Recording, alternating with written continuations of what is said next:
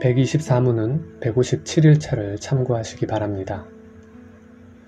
주님께서 가르치신 기도의 세 번째 강구는 뜻이 하늘에서 이루어진 것 같이 땅에서도 이루어지기를 바라는 것입니다. 여기서 뜻이란 당연히 하나님의 뜻을 의미합니다. 그런데 하나님의 뜻이면 반드시 이루어지는 것이 아닐까요? 하나님만이 창조주이시며 다른 모든 존재들은 다 피조물에 불과합니다. 그 어떤 피조물들도 전능하시며 지혜로우신 하나님의 뜻을 거슬러 행할 수가 없습니다. 그런데 어찌하여 피조물인 우리가 하나님의 뜻이 이루어지기를 기원할 필요가 있겠습니까? 따라서 셋째 강구는 다소 의아하게 여겨질 수가 있습니다. 이때 기억할 것은 여기서 말하는 하나님의 뜻이 무엇인가 하는 것입니다. 그것은 비밀한 의지라고 흔히들 말하는 하나님의 작정을 가리키는 말이 아닙니다. 하나님의 작정은 하나님께서 만드신 이 세상을 다스려 나가시는 주권적 계획과 이의 실행으로서의 섭리와 관련한 것으로 결코 사람들에게 미리 알려지지 않는 하나님의 의지입니다. 비밀한 뜻인 하나님의 작정은 피조물이 결코 저항할 수 없는 하나님의 주권에 따라 필연적으로 실행이 됩니다. 따라서 주님께서 기도하라 명하신 세 번째 강구는 이러한 비밀한 의지의 실행을 위하여 기도하라는 뜻은 아닙니다. 하나님의 뜻에는 이러한 작정적 의지 외에 사람에게 알려 그들로 하여금 순종하기를 바라시는 교훈적 의지가 있습니다. 교훈적 의지란 하나님께서 그의 형상으로 지음을 받은 사람들이 마땅히 순종하도록 정하신 규범으로서의 뜻을 말합니다. 하나님의 뜻은 이것이니 너희의 거룩함이라. 데살로니가전서 4장 3절. 타락한 이후의 사람들은 이러한 규범적 혹은 교훈적 의지에 불순종하며 저항하게 되었습니다.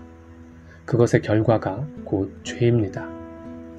따라서 주의 뜻이 이루어지기를 바라는 강구의 내용은 주님의 교훈과 규범을 거스르는 악하고 부패한 사람의 뜻이 이루어지지 아니하고 오히려 주님의 거룩한 뜻에 순종하여 그 뜻이 이루어지기를 바라는 것입니다. 그러므로 형제들아, 내가 하나님의 모든 자비하심으로 너희를 권하노니 너희 몸을 하나님이 기뻐하시는 거룩한 산 제물로 드리라. 이는 너희가 드릴 영적 예배니라. 너희는 이 세대를 본받지 말고 오직 마음을 새롭게 함으로 변화를 받아 하나님의 선하시고 기뻐하시고 온전하신 뜻이 무엇인지 분별하도록 하라. 로마서 12장 1절에서 2절.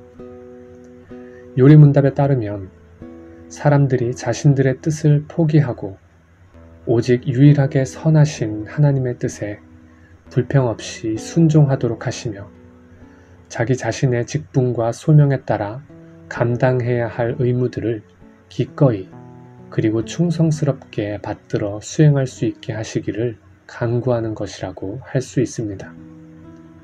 종들아, 두려워하고 떨며 성실한 마음으로 육체의 상전에게 순종하기를 그리스도께 하듯 하라. 눈가림만 하여 사람을 기쁘게 하는 자처럼 하지 말고 그리스도의 종들처럼 마음으로 하나님의 뜻을 행하고 기쁜 마음으로 섬기기를 주께 하듯 하고 사람들에게 하듯 하지 말라. 에베소서 6장 5절에서 9절. 이처럼 충성된 종으로 하나님의 교훈을 순종하는 자세는 오직 그리스도의 영광에 나타나심을 바라는 복된 소망을 가지고 있으므로 가능합니다. 그러니까 주의 뜻이 이루어지기를 바라는 간구는 곧 하나님의 은혜로 양육을 받아 충성된 종이 되기를 바라는 기원이라 할 수도 있습니다. 모든 사람에게 구원을 주시는 하나님의 은혜가 나타나 우리를 양육하시되 경건하지 않은 것과 이 세상 정욕을 다 버리고 신중함과 의로움과 경건함으로 이 세상에 살고 복스러운 소망과 우리의 크신 하나님 구주 예수 그리스도의 영광이 나타나심을 기다리게 하셨으니 디도서 2장 11절에서 13절. 이러한 기도는 곧 하나님께 구할 바와 자신이 행할 바로 구별하여 살필 때 후자와 관련하여 기도하는 일을 포함한 모든 사람들이 육체의 욕망을 버리고 자신을 부인하며 하나님께서 행하도록 명하신 일들에 기쁨으로 순종하는 일이 있기를 바라는 내용을 포함합니다. 그리고 이어서 전자와 관련하여 부패한 사람 스스로는 이러한 일을 행할 능력이 없기 때문에 하나님께서 새로운 심령을 부어주시어 새 사람으로 창조해 주시기를 바라는 간구를 포함합니다.